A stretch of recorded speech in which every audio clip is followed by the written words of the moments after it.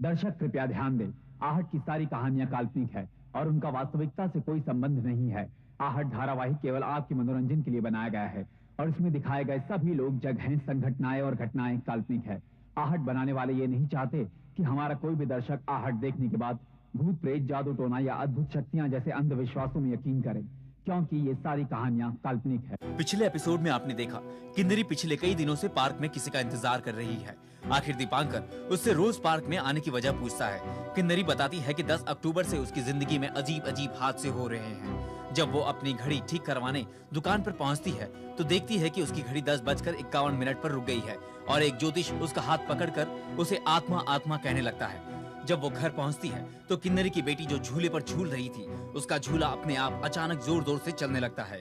उसी रात घर पर काम कर रहा कारपेंटर काम छोड़कर भाग जाता है, क्योंकि पूरे दिन में वो एक ही शेल्फ बनाता है पर शेल्फ बनती ही नहीं। जब किन्नरी अपनी बेटी को कहीं छोड़ने जाती है तो उसकी कार अचानक चल पड़ती है और एक प्रोफेसर के घर के सामने जाकर रुक जाती है। किन्नरी की दास्तान सुनकर प्रोफेसर किन्नरी के घर चलने के लिए कहता है। और अब आगे।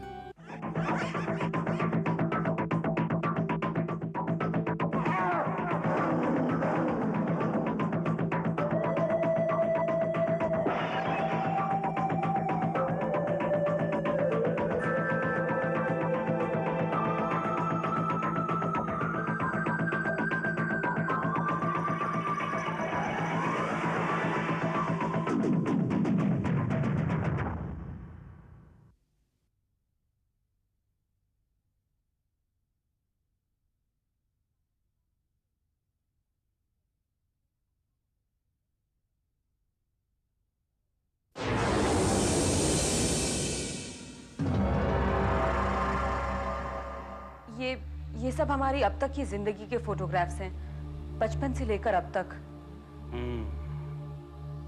पर अभी तो इनमें से कुछ समझ में नहीं आ रहा, शायद बाद में आ जाए। हम इस घर में 6 सालों से रह रहे हैं, पहले ऐसा कभी नहीं हुआ। अच्छा अजी साहब, एक बात बताइए, जब आप घर में अकेले रहे होंगे तब क्या यहाँ पर कुछ हुआ है? जैसे आवाजों का आना, चीजों का गिरना? नहीं, ऐसा कुछ नहीं हुआ। तुम्हारे साथ बेटी? नहीं अंकल, सिर्फ एक बार जब मैं झूले पे बैठी थी। हाँ, मेरी समझ में आ रहा है। हाँ, अब मेरी समझ में आ रहा है सब कुछ। मतलब ये किन्नरी जी, ये सब तभी होता है जब आप मौजूद होती हैं। घड़ियों की दुकान पर, प्रीति के झूले के बैठने के समय, शल में से कीलों के निकलने के समय, किन्नरी जी तीनों दफा आप मौजूद थी। यानी ये सब मेरी वजह से हो रहा है? नहीं, ये आपकी वजह से नहीं हो रहा, ये आपके साथ हो रहा है। मगर किन्नरी ने क्या किया? उसके साथ ये ऐसा क्यों हो रहा है? अद्भुत शक्तियों के बारे में इतने समय तक पढ़ने के बाद मेरी समझ में ये आया है कि कुछ आत्माएं बहुत गुस्से में भरी रहती हैं और कुछ आत्माएं बहुत ही दुष्ट होती हैं, दूसरों को बहुत नुकसान पहुंचाती हैं। अच्छा किन्नरी, एक बात बताइए, जब आपके साथ ये सब हो रहा था तो क्या किसी ने आपके बाल खींचे, आपको धक्का दिया? नहीं, ऐसा कुछ भी नहीं हुआ। हाँ, मेरी समझ में सब कुछ आ रहा है। वो जो कोई भी है आपको नुकसान नहीं पहुंचाना चाहता। मैं उसे खुद ही पूछ लेता हूं। तुम जो भी हो, क्या यहां पर मौजूद हो? नहीं, आप ऐसा मत कीजिए। आप उसे मत बुलाइए, प्लीज। आप उसे मत बुलाइए। आप एक मिनट चुप रहिए, मुझे उससे बात करने दीजिए। क्या तुम यहां पर मौजूद हो? प्लीज आप ऐसा मत कीजिए। आप चुप रहिए। क्या तुम यहां पर मौजूद हो? मेरी बात का जवाब दो।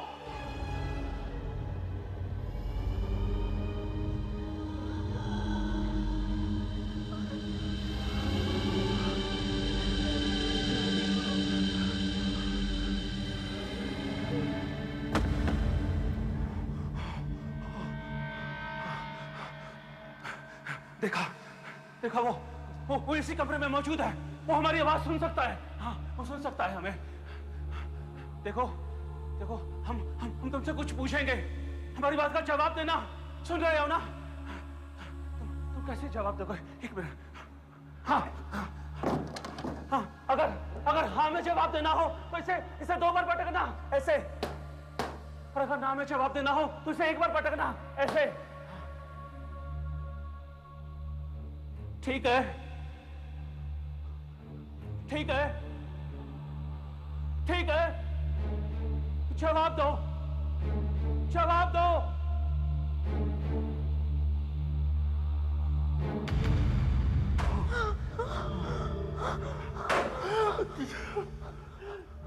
तुम्हारा देश घर से कोई रिश्ता है? अजीत से कोई दुश्मनी है? प्रीति से? तुम्हारा कोई किन्नरी से वास्ता है? तुम्हारा क्या किन्नरी से कोई वास्ता है?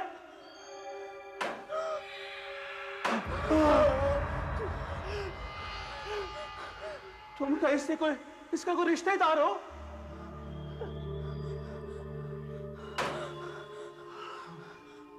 कोई दोस्त हो?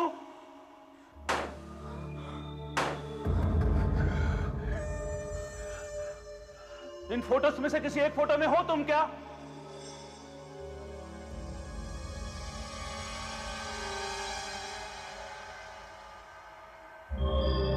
हो क्या तुम?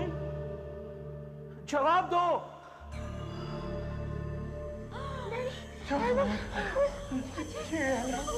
कुछ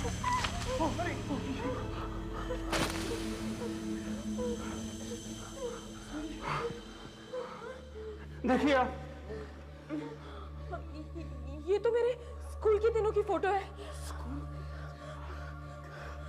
लेकिन इसका इससे क्या संबंध हो?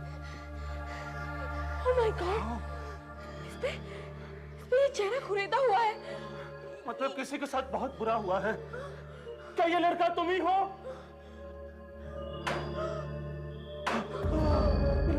ये लड़का यही है, यही कहीं है ये लड़का।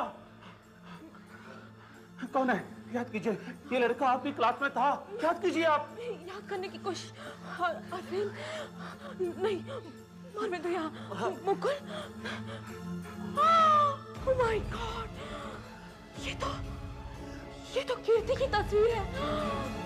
कीर्ति के साथ जरूर कुछ बुरा हुआ है। तुम कीर्ति हो क्या?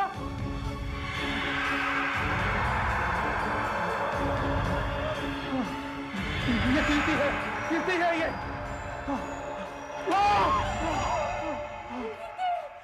कीर्ति, तुम्हें क्या हो गया कीर्ति? मुझे लगता है कोई दरवाजे पे आया है। मैं देखता हूँ। संभल के।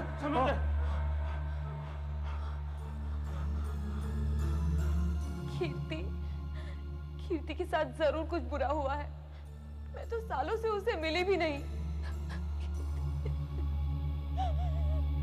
ये किसी जयंती का लेटर है। पहले हमारे पुराने एड्रेस पर गया, फिर यहाँ आया। जयंती? हाँ। ये तो कीर्ति की बहन का नाम है। My God.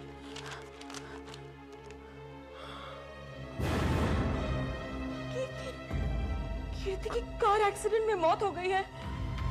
10 अक्टूबर 11 बजे। उसी वक्त तो दुकान की सारी घड़ियां बंद पड़ गई थी। आज कीर्ति का अंतिम संस्कार है।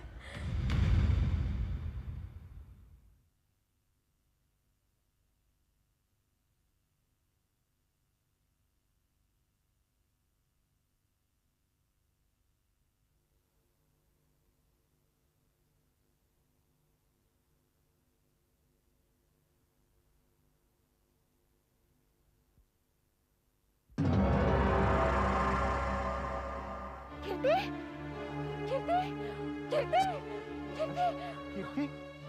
कौन था ये कीर्ति?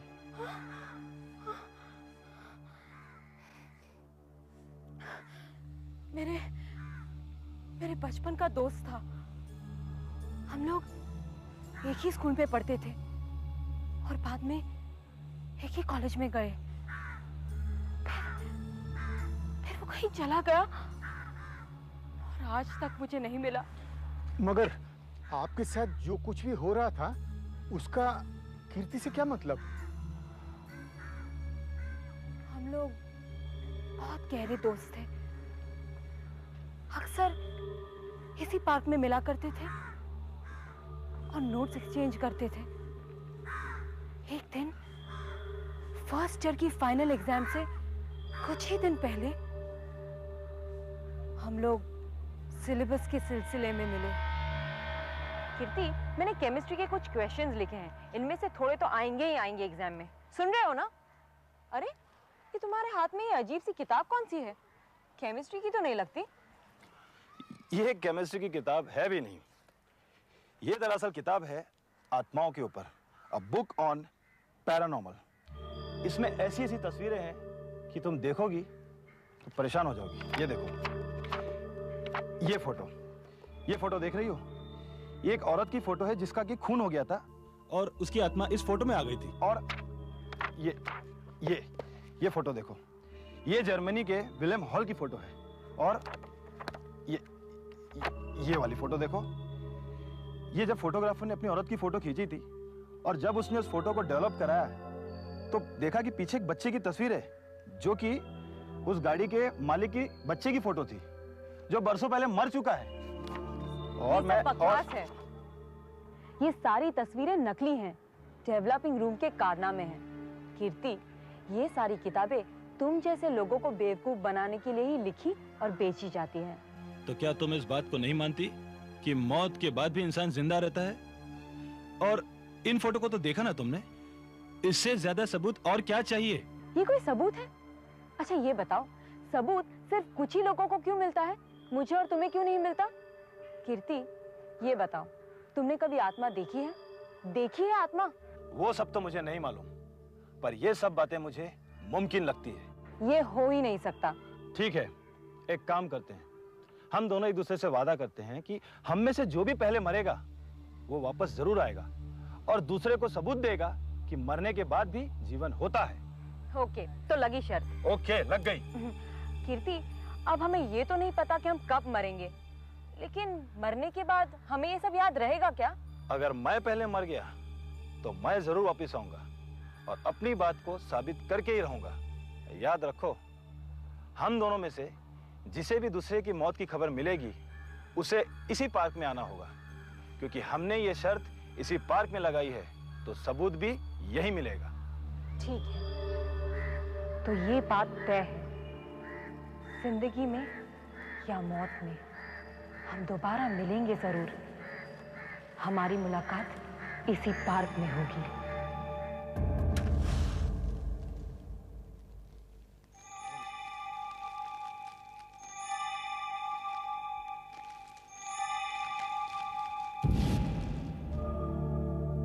अरे ये तो बुझ गई। लाओ, मैं फिर से जला देता हूँ।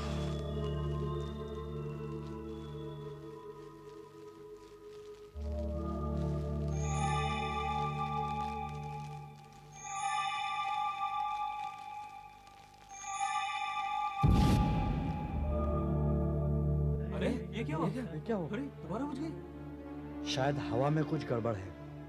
जैसे ही मैं अग्नि चिता के पास लेकर जाता हूँ, अग्नि अपने आप बुझ जाती है। आखिर ये सब क्या हो रहा है?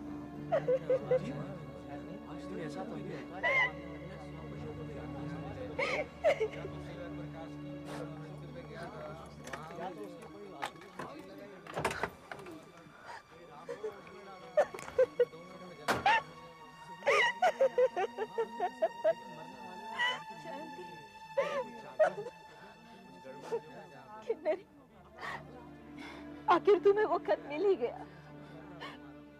मेरे पास तो तुम्हारा सही पता भी नहीं था। मुझे शक था शायद वो तुम तक ना पहुंचे। कैसे कैसे हुआ ये सब? मुझे तो विश्वास ही नहीं हो रहा। कीर्ति भैया अस्पताल में दाखिल होने के 1 घंटे बाद ही उनकी मौत हो गई।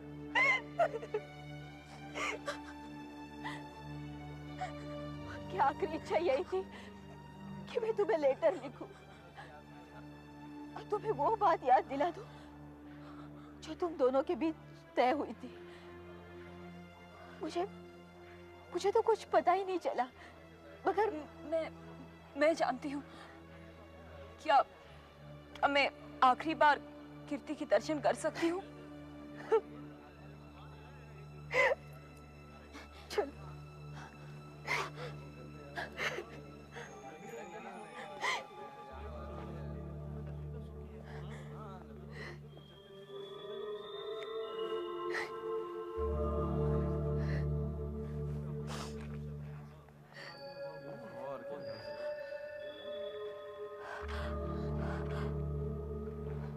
कीर्ति,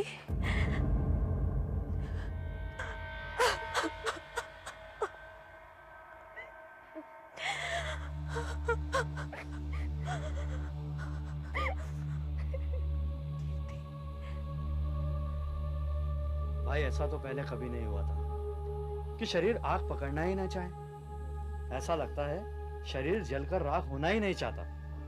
शायद इसे किसी का इंतजार है। हो सकता है तो चमत्कार हो गया। ऐसा तो पहले कभी नहीं हुआ। ठीक है, जो कि भगवान इसकी आत्मा को शांति दे। कैसा लगता है, लेकिन ये सब हुआ कैसे? कीर्ति,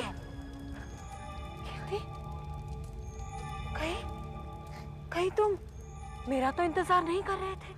बड़े अचरज की बात है, जब से तुम मैयत से वापस आई हो वो सब अजीब बातें बंद हो गई हैं और पिछले 1 हफ्ते से कुछ भी नहीं हुआ। कीर्ति जो करना चाहता था वो कर चुका है। उसने किन्नरी को अपना वादा याद दिला दिया है और कुछ इस तरह से सबूत पेश किया है कि मरने के बाद भी कुछ तो बचता है। चलो, अब सब कुछ खत्म हो गया। Thank God. अब फिर से हम अपनी जिंदगी जी सकते हैं। नहीं अजीत, सब कुछ खत्म नहीं हुआ।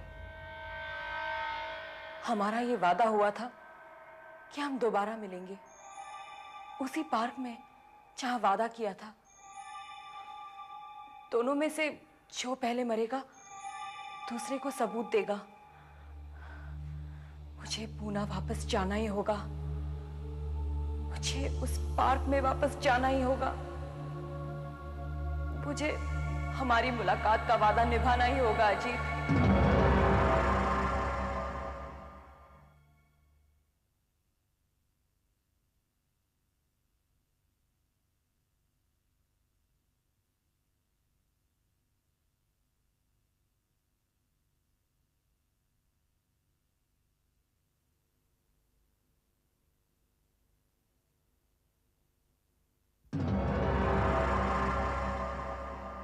इसलिए मैं यहाँ पर हूँ। पिछले हफ्ते से रोज यहाँ पर आ रही हूँ एक ऐसे आदमी से मिलने जो इस दुनिया में नहीं है, लेकिन अब मैं सच्चाई जान लेना चाहती हूँ कि मौत के बाद क्या होता है। कितनी अनोखी दास्तान है। लेकिन बेटी, इतने दिनों से तुम लगातार यहाँ आती रही हो, क्या तुम्हें कोई किसी तरह का इशारा मिला? कोई संदेश? कुछ भी? कुछ भी नहीं। मुझे कल सुबह ही मुंबई के लिए रवाना होना है। मैं और ज्यादा दिन यहाँ इंतजार भी नहीं कर सकती, लेकिन मेरा मन कहता है कि मुझे कीर्ति के लिए इंतजार करना चाहिए। हो सकता है इसीलिए तुम्हें इशारा नहीं मिला, क्योंकि मौत के बाद कुछ भी नहीं रहता। अगर ऐसी बात है तो फिर जो भी बातें हुई उनके बारे में क्या कहा जा सकता है? ये तो मुझे कुछ पता नहीं बेटे, मैं तो सिर्फ अंदाजा ही लगा सकता हूँ। हो सकता है जब तक कीर्ति का शरीर था उसकी आत्मा उसमें कैद रही थी, और जब शरीर ही जलकर राख हो गया तो और कुछ बचा नहीं। और अगर शायद कुछ बचा भी हो तो वो इतना दूर चला गया होगा कि वहां से संपर्क करना बहुत ही मुश्किल होगा। डैडी। अरे माया बेटी, आओ आओ। डैडी, अब तक तो आपको घर पे होना चाहिए था, आप यहाँ क्या कर रहे हैं? ये है किन्नरी, मुंबई से आई हैं, बड़ी हिम्मत वाली लड़की हैं। और ये है मेरी बेटी माया। हेलो। हेलो। और ये जो बाबा गाड़ी में है ना, छोटू, मेरा पोता। ओह, बड़ा प्यारा बच्चा है। ये नहीं हो सकता, ये नहीं हो सकता। इस बच्चे का जन्मदिन कौन सा है? 10 अक्टूबर, और ये भी ठीक 10:51 पर ही पैदा हुआ था। What a coincidence! कैसा संयोग है। नहीं, ये संयोग नहीं है। It's not a mere coincidence. कीर्ति के सर पे जो जख्म का निशान था एक्सीडेंट की वजह से, वही निशान छोटू के सर पर जन्म की निशानी बनकर आया है। आपका मतलब है ये छोटू, यानी छोटू ही? हाँ, छोटू ही कीर्ति है। ये कीर्ति हो सकता है। यही वो सबूत है, यही वो सबूत है जो कीर्ति मुझे इस पार्क में देना चाहता था। है ना कीर्ति? ये बात सच है ना?